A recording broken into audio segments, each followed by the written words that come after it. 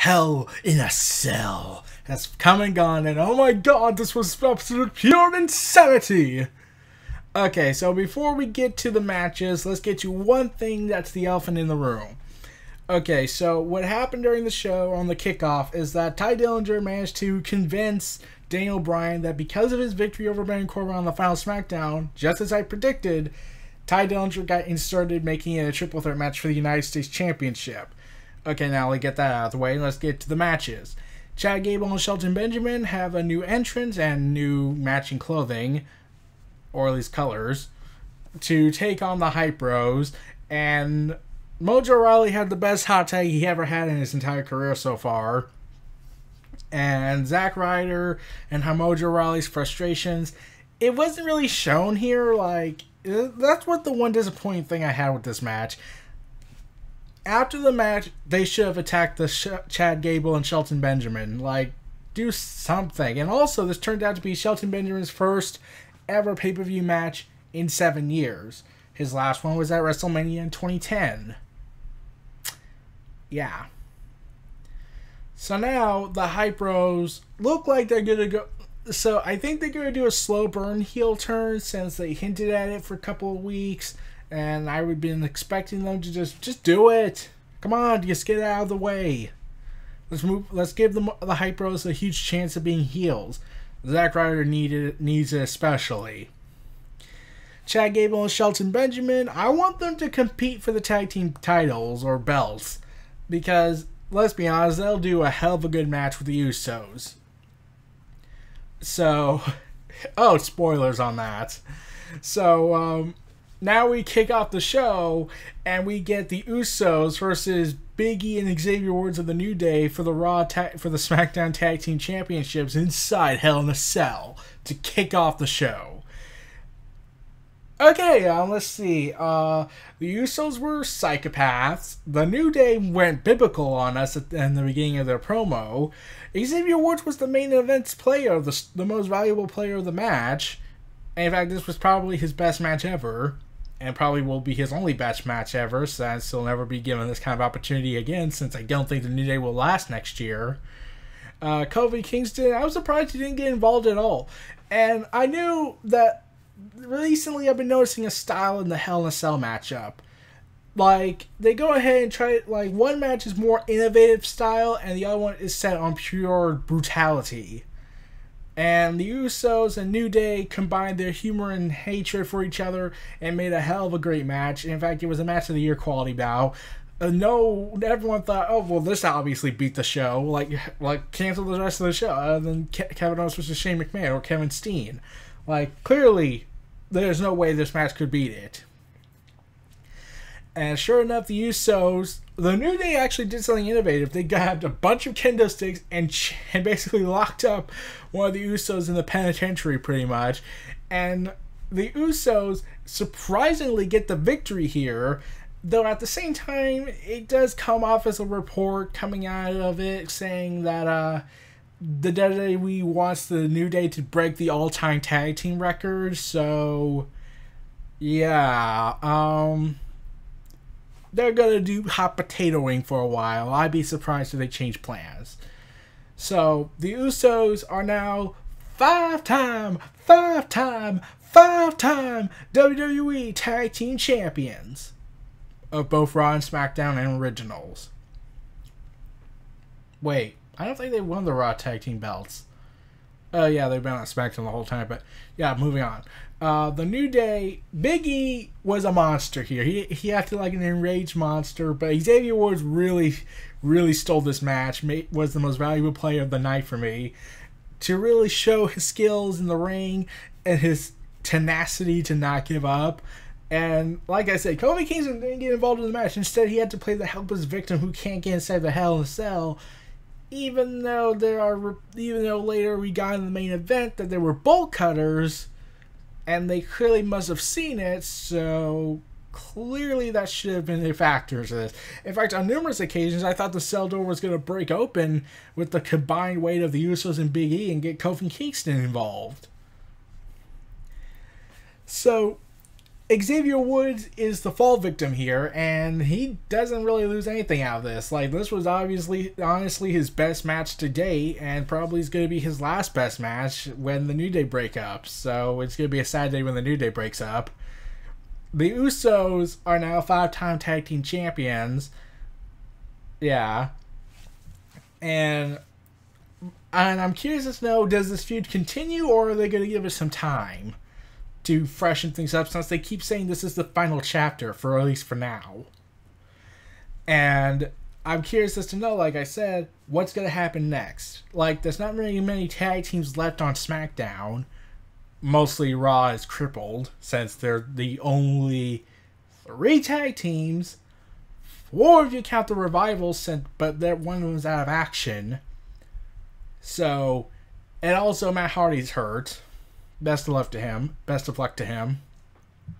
So you have Cesaro Sheamus, who Cesaro is currently recovering from a dental issue. You have the Miztourage, who aren't really a tag team. And you have Dean Ambrose and Seth Rollins and the Club. Yeah, 3 tag teams. And a half, probably. So, the Usos and the New Day, they did a hell of a match. Like, this was more focused on innovation and whatnot, and also the brutality that added into it was certainly enjoyable. Now, let's get to a match that was somewhat of a downer and really should have went a little differently. Randy Orton versus Rusev. Yeah, Randy Orton won, and I am disappointed with this. I wouldn't complain about this finish, but here's the problem. It ended clean, with no excuses, and I wanted either Rusev to win, or they do a double turn. But no, we have to make Rusev's foreign, therefore he's evil, because Vince is a xenophobic idiot, and Randy Orton is clearly the perfect guy to market as a good guy. No, he's not. You can... Okay, let's cut out the whole personal life that he's done, like disobey military orders and whatnot, get sent to military prison, slap a guy for asking if he ever watched himself on TV, and whatnot, and his overly aggressive behavior and addictions, and also threatening Brad Maddox one time on backstage, according to him at least. Randy Orton looks like a villain. He acts like a villain. Let's see his laundry list that he did this year in order to get to the WrestleMania match. He burned down the Wyatt family compound, did heinous acts for the Wyatt family, threatened to beat up, let's see, and then after that he threatened to beat up all of Jinder Mahal's family members. Yeah. He was the good guy here. But let's ignore all that. Let's ignore arson. Let's ignore assault. Let's ignore threatening to beat up family members for the sake of beating them up. Why is he a good guy again? In fact, Randy Orton has said he hates being a good guy. He wants to be a villain again. This could have been a great time to turn Rusev good guy and Randy Orton villainous. But no, WWE clearly knows better than we, the fans, do. Like, I get that they are the creative team and therefore they can do whatever they want, especially being a dick about it. But, come on. Rusev is clearly the better option here to be a face. But because he's a foreigner, therefore he's the devil. So, I don't know what's going to happen afterwards. In fact, Rusev, he just had this look of disappointment afterwards. I was like...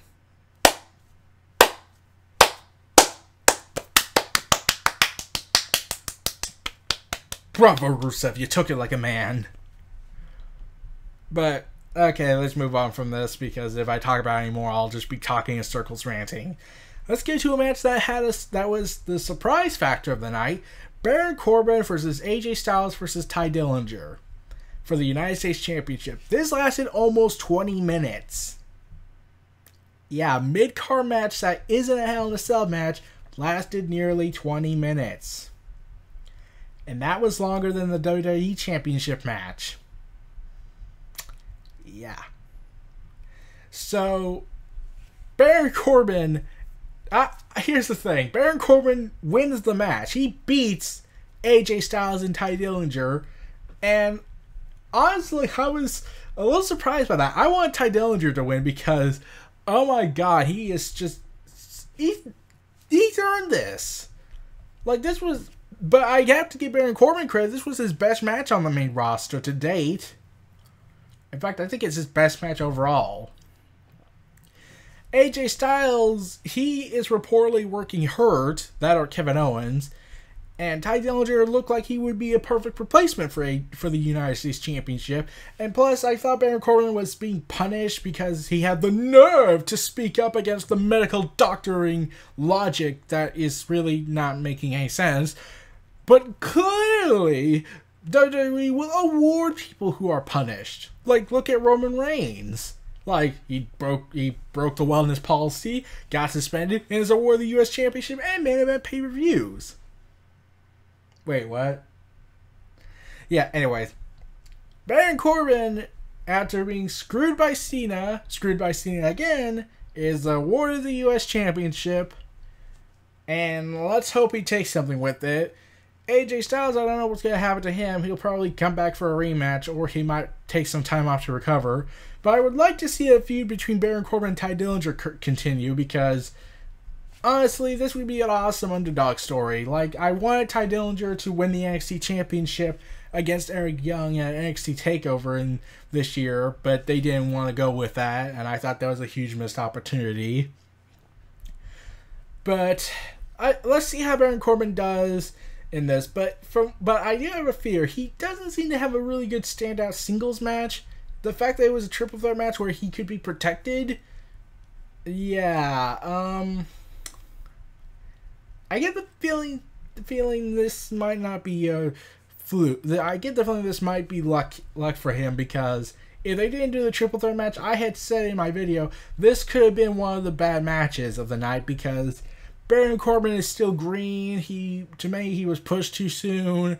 To many, he was called up too soon until he had a big breakout match like so many NXT stars before him. But no, instead, Baron Corbin is given this huge opportunity to be U.S. champion. I'm like, granted, he was originally going to be given the WWE Championship. And considering what Jinder Mahal is currently doing, I would rather have seen Baron Corbin. So, Ty Dillinger, that was also your best match. AJ Styles is just him being phenomenal. Baron Corbin got his best match and won the title in the process. Best of luck to what's going to happen with him and Ty Dillinger. I really hope Styles recovers, because really, that bump he took was kind of nasty when he collided with the ring post. It felt like his rib actually was shattered. Let's hope he's alright. He's said to be on Talking Smack, but I'd be surprised. Now let's get to a match that was just okay. Charlotte Flair versus Natalya for the SmackDown Women's Championship. Yeah, we just get a corkscrew moonsault, and that's pretty much the only highlight. This looks like it's going to kick off a narrative storyline regarding Charlotte and Natalya. So, I'm not going to complain much on that, but what we did get was okay. And I was surprised they did the corkscrew moonsault, because I was like, wait, that only happens if the match gets really, really good. And it looked like it was going to head that direction until they said, no, it's getting too interesting. We got to get a disqualification. Which wouldn't surprise me. And like, AJ Styles and Kevin Owens' first match at Battleground was changed mid-match and botched. According to Chris Jericho, at least. Yeah. And here's the funny thing. This match lasted 5 seconds longer than the WWE Championship. Yeah. So Charlotte and Natalya, they're going to have a storyline for a while, I get. So I'll be reserving judgment of what's going to happen in the long run regarding this, but I really hope it's a good feud. In fact, I'm surprised they didn't pull a quote death angle with Natalya saying Flair died. I would not be surprised if they did that, but I'm surprised they didn't, because okay, if Paige can get away with saying too bad her baby brother didn't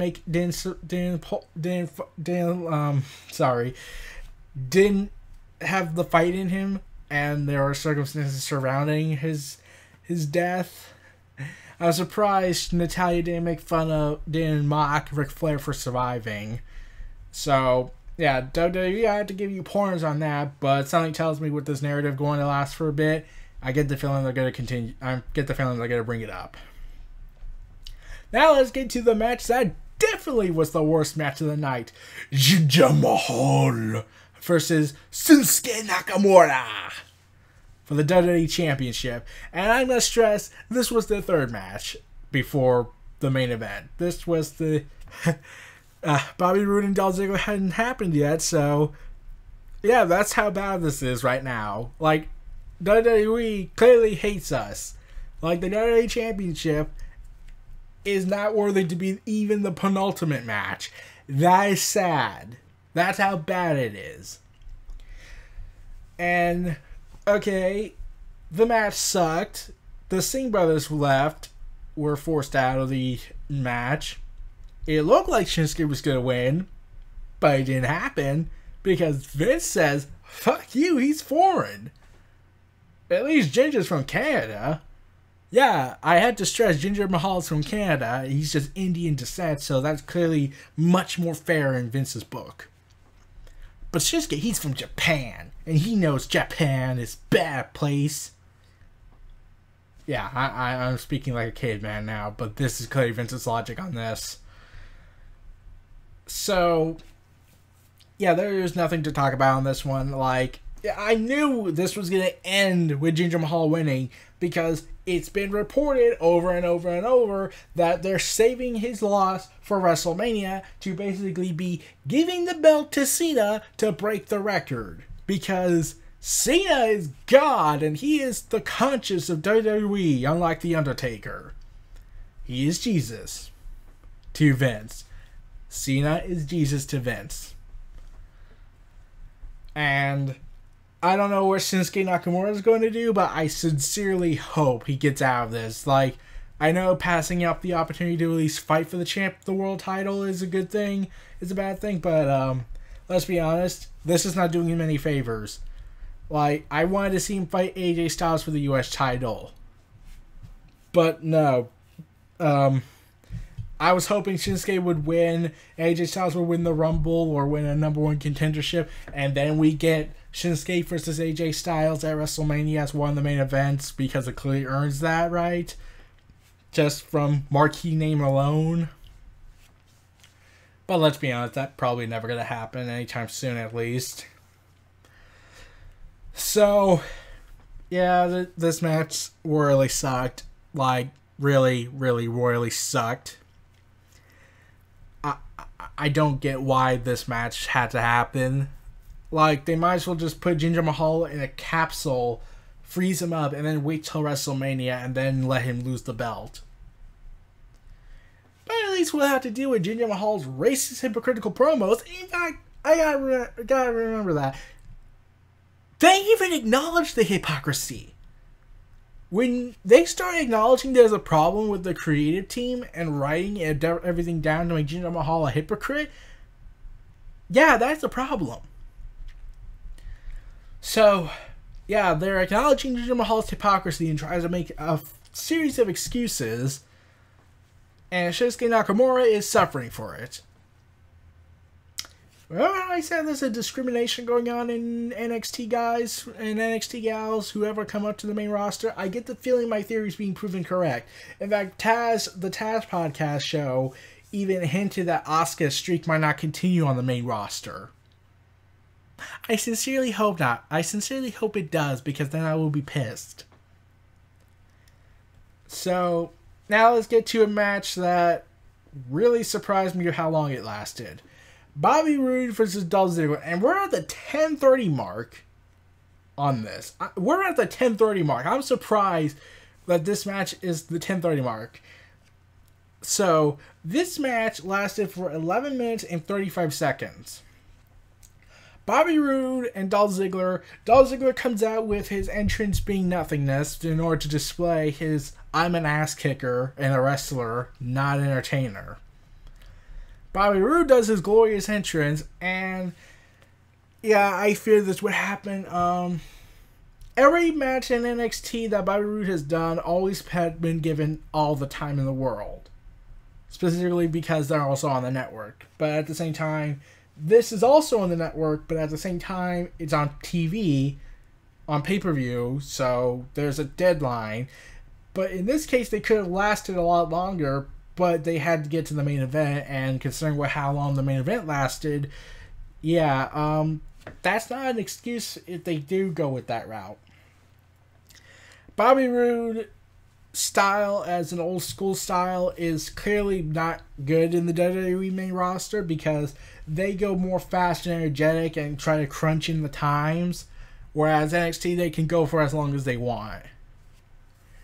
And Bobby Roode, okay, if he can't be given the time to really hone his skill, to show his skills off in the ring, something tells me his main roster movement is gonna fall.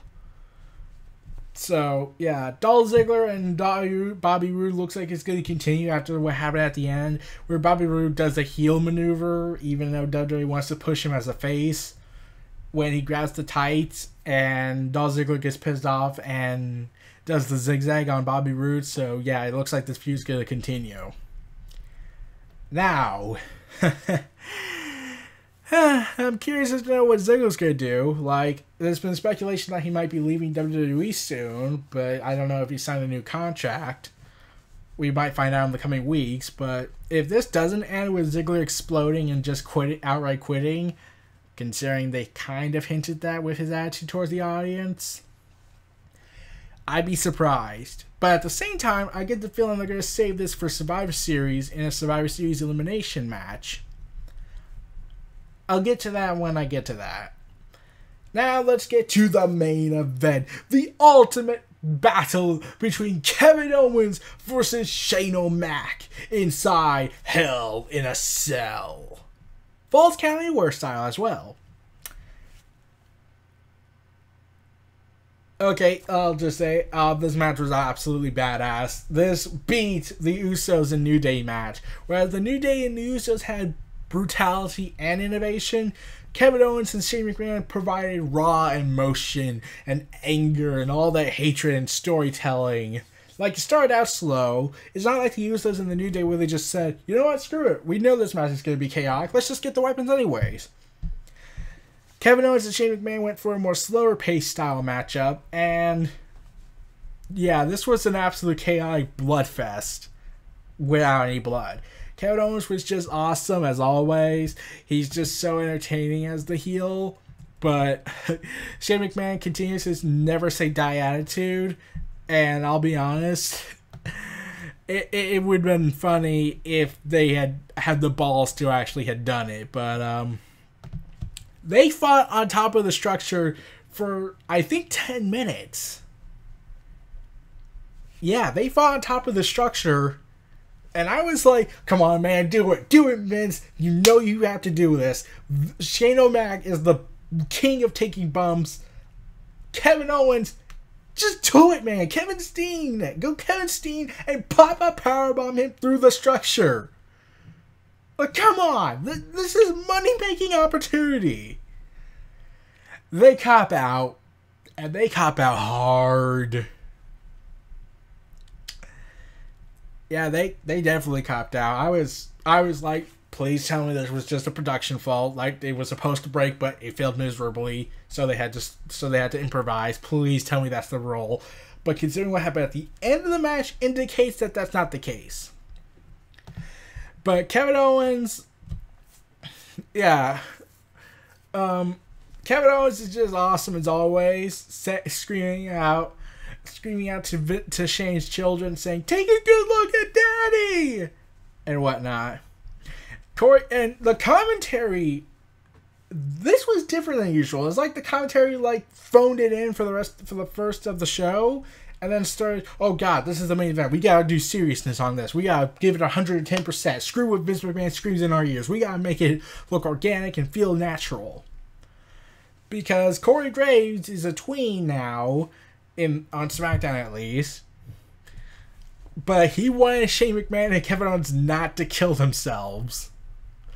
And sure enough, McMahon was certainly ready to kill Kevin Owens. As, even though Kevin Owens is clearly out and he could end the match after he falls onto the table, which is extremely padded, even I noticed that. And they didn't even try to hide it or give an allusion to it. Shane O'Mac goes ahead and decides, you know what? Screw the logic. I'm going to kill Kevin Owens. Also, here's the thing. When Shane McMahon hit the coast to coast and was getting the pinfall, Kevin Owens' foot was on the rope, which shouldn't really count because it's a false count anywhere match, and the referee stopped the count. Like, everyone thought, was that botched? Did they botch that? But no, the Corey Graves gave an actual good reasoning, in my opinion, where he mentions that maybe the emotions of the match are getting to the referee, that he forgot momentarily that this was a false count anywhere match. That actually sounds like a legitimately good reason. And also, Corey Graves stole the commentary lines when he says, I don't know if you can thank God or modern engineering, because the structure just would not give way. And then McMahon jumps off the cell to finish off Kevin Owens' career, and then the most unexpected things of emergence happened. Something that was generally shocking. Sami Zayn comes out, pulls Kevin Owens out of the way, and Shane crashes into the table. Yeah, that just happened. Yeah, Sami Zayn just saved Kevin Owens, or Kevin Steen. And yeah, oh God. So the Ultimate Face may have turned to the dark side. So let's see how this story goes before I reserve judgment. But Sami Zayn drags Kevin Owens' carcass over to Shane and makes the referee do the 3 count, ensuring Kevin Owens' victory. And oh my God, even though I would have loved if it ended clean, I'm glad they did this twist.